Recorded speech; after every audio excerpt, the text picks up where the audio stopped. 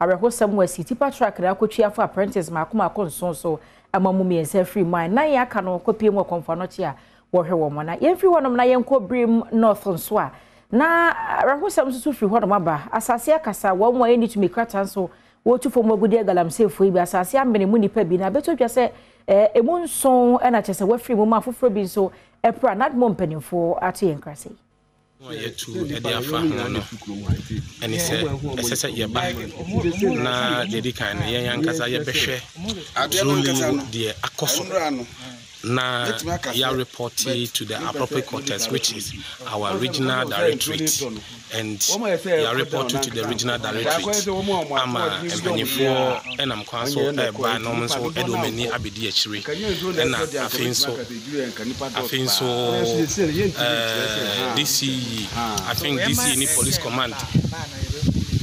DC police command, and so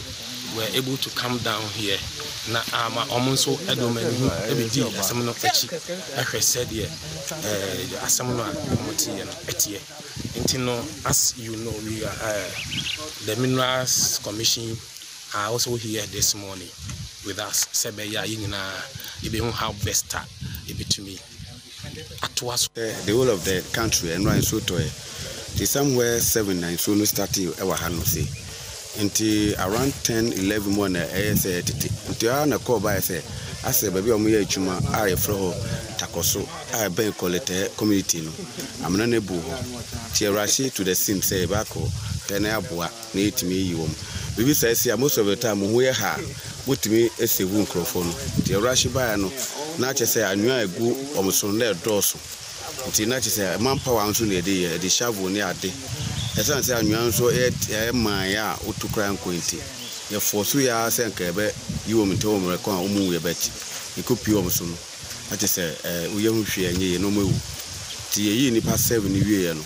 afi ye force ya say san back say bi abe hu bi so sha ase ana ye back ya ye hu na bobe anu enyume be 4 so braba ti be ko ba nipa omugina omuwa na nka nya nso na eto enro ade a wetimi aka say be ku nipa bebre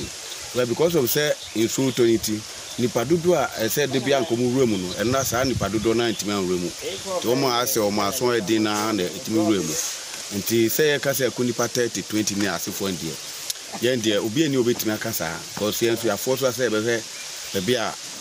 amna na bu no say obetimi anyo bia ye back ya betuno ave ye hu bia nti nyame